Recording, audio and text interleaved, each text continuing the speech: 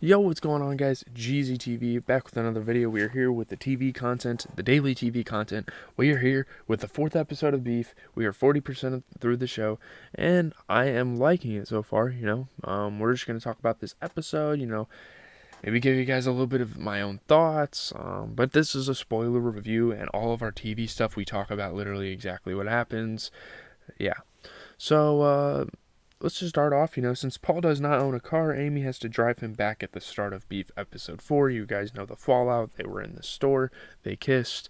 He said, "You're hotter than Kayla," or whatever. Yeah. During the ride, Paul mentions a probable idea for success. And given that Amy already kind of has attained success, she's all ears. The way he talks makes it clear how immature and unready for life he really is, and she knows he's from Danny's family, and she kind of knows a little bit about Danny, and yeah. Putting this into the context of how Danny has behaved with him until now, one can fully appreciate his hard job. Amy does her best not to be spotted by Danny, who is out putting garbage in the bin. Obviously, she knows him from the road rage incident, and it's kind of crazy that coincidentally, well, it's not coincidentally, I guess, because she knew about it, and this was kind of her whole scheme to get back at Danny. She even has to make out with Paul in the car to stay low, which is crazy. Isaac takes Danny to an abandoned place that his friend told him about.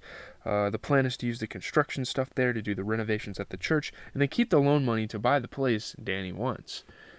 So yeah, they're pretty much scamming banks. Well, they're not really, yeah. It's crazy because they're not doing anything wrong for the church. It's just they're scamming the banks by keeping loan money, right?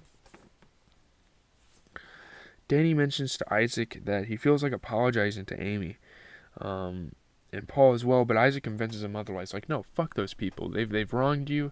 People like that have wronged you, and they've been in your life for far too long for you to just lay down and say you're sorry. Like, that's kind of Isaac's approach. Obviously, he went to prison, so I don't know why the hell you take his word for it. But, yeah. Danny quite seriously believes that Paul cannot date Kayla because she is white. Should not date Kayla because she is white. Like, that is a genuine value that this dude has. And if you're getting it from your parents, I mean, I can't really blame you, but really, guys, we're in 2023. Like, why is that even the thing? Why are those... Like, why? Like, you're not marrying them because they're white. Or you're not marrying someone because they're not Korean. Like, I don't know. It could be because they're black or because they're white. Like, you wouldn't marry them. That's just a weird dynamic. I'll never understand it. But, yeah. June makes it impossible for Amy and George to board the flight to Las Vegas. She starts throwing a fit. The latter realizes that June will not be willing to come on the trip and become an unnecessary burden for an already stressed out Amy. He's like, let's just stay home. Well, not Amy. George is like, I'm just gonna stay home with Junie. She's out of control. She's kind of disoriented. We kind of know that from previous episodes and her art therapy. Instead, he asks her to go alone and stays back with June. In the process, Danny and Isaac head to the former's home, which is crazy. They just keep on fucking going. Things are a little tense between Isaac and Paul, but Danny is at hand to handle the situation. Danny's kind of on the neutral side between these two because obviously Paul is not a fan of Isaac because he's gone to jail. He probably picked on him, all that sort of stuff. He also tells Paul that he has a new gig so he can pay him. Paul's request to head over to Las Vegas with Danny to meet Kayla is denied. Like, no, you can't do that. Like, instead, he comes up with a different plan and proposes that the three men drink to celebrate their success. Isaac and Danny agree and drink all that they can, but Paul only pretends to do so, pretends to drink. He wants to get his brother and Isaac drunk so that he can take the keys and go to Vegas. He takes Danny and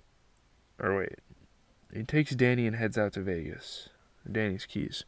Jordana treats Amy to a luxurious spa session and lists out her itinerary for the next day. Whatever. The board meeting is early in the morning, and Jordana suggests that Amy should not take Naomi's offer to join the other wives for a day out. Those are just like the other employees that are just like the middle class. Like, we can't be getting fucked up as higher ups. Like, that's pretty much what she's saying. Danny wakes up to realize that Paul has taken the truck and the construction stuff they stole is still in it. So, like, he wouldn't be mad if he stole the truck without the construction stuff, but obviously he has like all that church stuff in there, and they're planning on beginning construction soon, so this is really bad. He and Isaac decide to make the trip to Las Vegas to get the truck and the stuff back. And while I was watching this, I keep forgetting they're in California, so Vegas isn't like super duper far. I thought they were like across the country for some reason.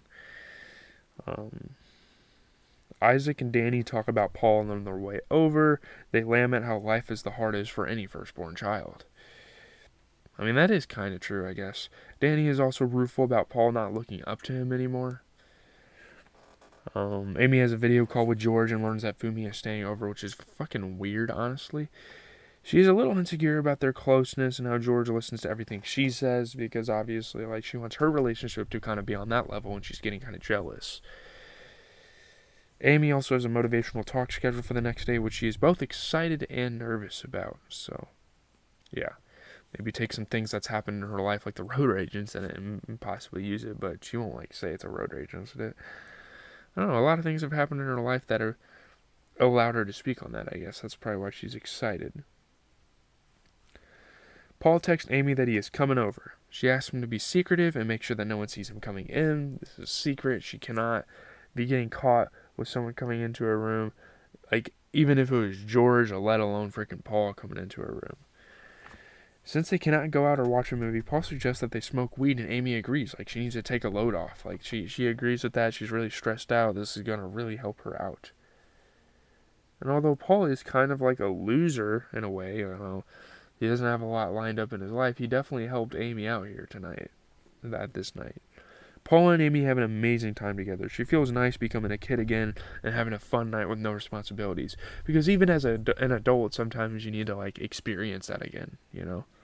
That's why people, you know, go to bars and that sort of thing.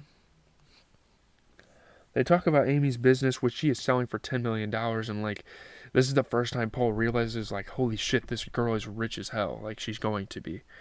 She isn't sure what she'll do with it, and if she wants to work for 5 more years, as Jordana suggested. That's kind of a part of the $10 million deal, and obviously any normal citizen would work for 5 more years for $10 million, but maybe given her circumstances and her family situation, I don't know, man.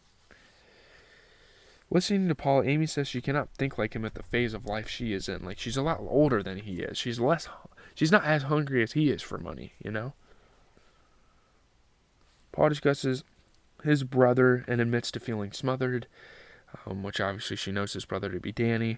He also admires him but wants to do his own thing. Like, he can respect what his brother does, and he hasn't really, like, admitted that to his brother, but yeah. He wants to do whatever he wants. Amy understands Danny's hardened treatment of Paul, but asks him not to let Danny spread his brokenness to Paul. I mean, I think pretty much everyone in this show is broken in some way, you know? Amy is pretty damn broken, so I don't know why the hell she's talking about spreading brokenness to other people.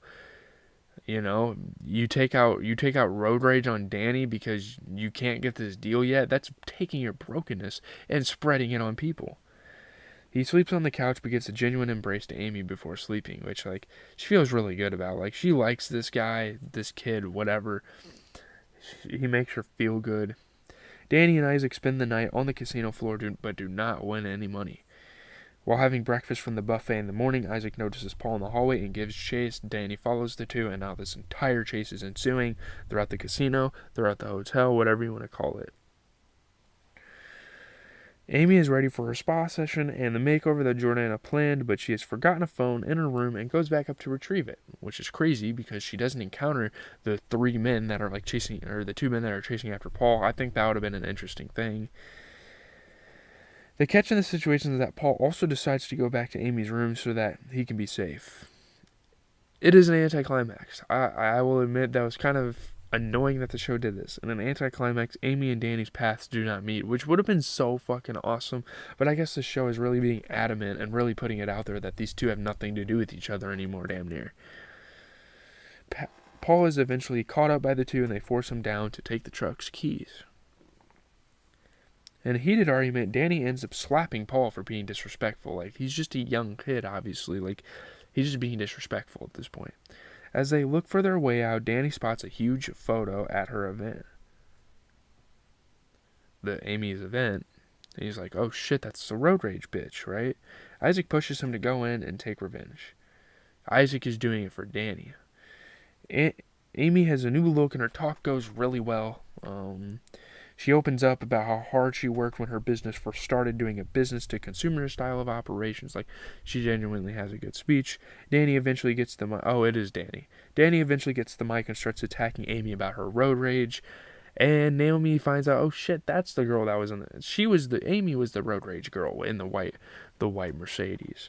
And it's going to be interesting to see the fallout of that. She quickly shoots him down by calling security, but Naomi has taken note of it. So yeah, like, it's going to be interesting to see Naomi's reaction. Maybe she'll consult her. Yeah. Jordana congratulates her for a successful talk, and the two venture out together. Naomi suddenly realizes that the lady in the road rage video is actually Amy. Yeah. Danny and Isaac are being taken by the security, but they're in their attempt to escape, are eventually reprimanded again and subsequently arrested.